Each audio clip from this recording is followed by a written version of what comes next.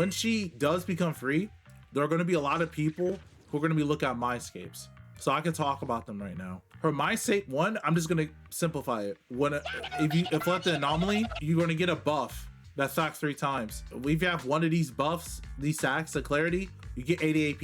And if you get hit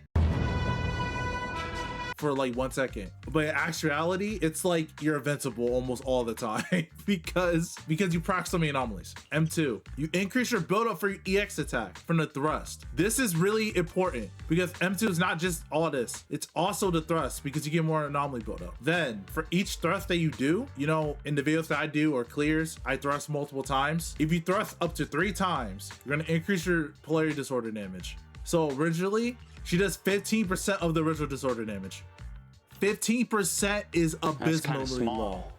Even with her core passive increase in disorder damage, only 15% is really low. Even her ultimate is 15%. It's very low. So when we look at her M2, the original disorder damage is going to be by 20% flat. Then for each thrust, you're going to increase by 15%. So that's an extra 30. So you're going to do 50%. Yeah, you're going to do 50% at M2. That's half of the original disorder, which is really good for main DPS Yanagi. Because once you get M2, you can start moving away from dual anomaly. You can do stuff like Hypershock with Rina and Yuzuha. When we get Remio, it increases Remio's damage too, because you're able to proc shock more frequently because of the M2, right? Because everyone thinks of M2 as like, oh, it's just a damage increase. No, this part right here, the electric buildup, is so important for her because she doesn't have much electric buildup in her kit other than her additional ability, which is not very good, by the way. Her M3, people will skip over this, right? Because you increase your basics and stuff. That's not the point. It's your special attack and your ultimate. At 12, you see it's 3,200, right? At multiplier 12. When you get M3, I think it bumps up 2, right? So it's 14. 3,650. She's getting more damage from her polarity disorder with M3. Yeah, so this number right here, this is 4,000 because I'm M5, but this will be 3,665. That scales off of your AP because she's looking at your AP. She's looking at her own AP and she's taking that. So M3 is really important for her EX and her ultimate. M3 is really important. So if you get her M3, you get the nice title card, but you also increase her damage. M4. When Yanagi inflicts a attribute anomaly on enemy, they suffer the exposed effect. Lasts for 15 seconds. Enemies under exposed effect will have their pen ratio increased by 16%. People say this Mindscape is bad. It seems bad on paper, right? Because it's only 16%. Let's look at the context of what Yanagi can do, right? Yeah. She gets 10% pen ratio base kit. You can put pen on disc 5, right? So it's 24, so it's 34. You can put 2-piece pen, right? With that. Let me get my calculator. I can't quick math. You got 45% pen. With M4, you could add 16, right? Yeah, 16. She's at 61% pen ratio. 61. If you put the 2-piece pen, if not, just remove it by 8, you get 53 pen. Exactly 100 with M1 Reno, right? It can actually be more. I mean, it doesn't work for allies. Yes, her M4 works for everyone. It's a debuff. It's a debuff to the enemy. So as long as you put an anomaly with Yanagi, they're going to get a debuff. So if we look at the detail stats, Yanagi has 24% pen ratio. Rena didn't do anything yet. Detail stats. 34. Let's go to Rena. First, let's check her details so you guys know. Yeah, she has 74 point. Wait, what? Did I take something off her? No, she has the max pen. That's R5 Cradle, but that doesn't matter. Her M1 increases her pen ratio. We're gonna see. But this is a max pen you can get with M1 Reno. Cradle doesn't matter. So now it's at 48.5, right? She's at 72. Yeah, it's like 38.6 pen ratio that she will give. But right now, I haven't even done an anomaly on anything. This is even with 2-piece puffer. This is just what M1 Reno with her Sig. you're getting 72.5% pen ratio. You're already ignoring half of the defense of an enemy. Just with these two, because of what they already do.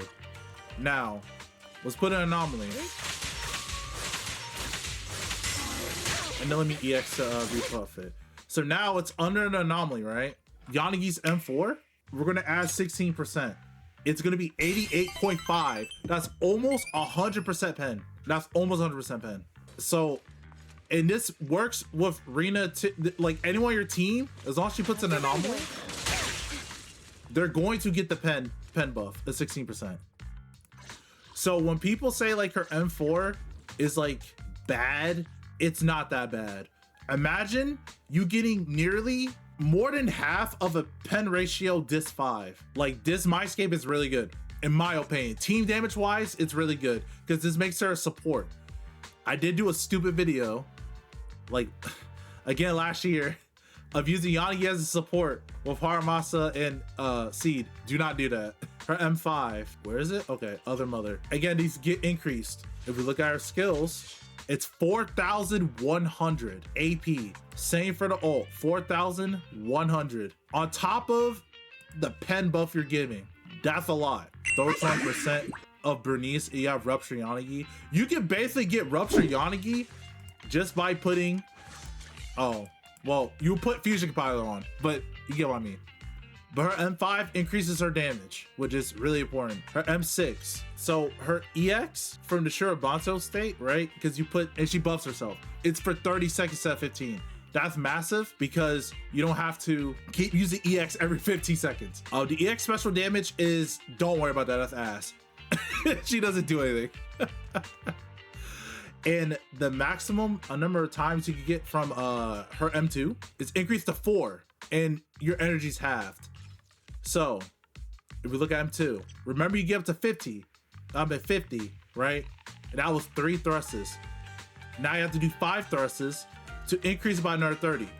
You're getting 80% of the original disorder. If you have, what she halves the energy, so you're able to do that. Like, if you see any M6 Nagi like kills, right? Like they're all using M2 Yuzu or some form of M2 Yuzu or M2 Nagwang. But because of Yuzu's increasing the damage, she's doing way more damage. And Yuzu's providing her energy, which gives her enough to do her M6. Her Mindscapes, at least to me, for a 1.0 agent, it's not that bad, right? M1 is a nice quality of life. It gives you free 80 AP. Cool. M2 makes her a decent hyper carry, right? M3 gives you the AP buff. I mean the AP percentage buff. So now the more AP you have, the more damage you're gonna do.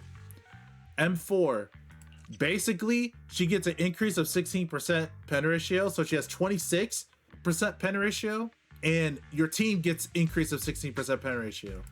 M5 is the same as M3. M6, you do a lot more damage. Ignore the EX special attack damage, that doesn't mean anything. And you don't have to EX as frequently because this is buffed from 15 seconds to 30 seconds.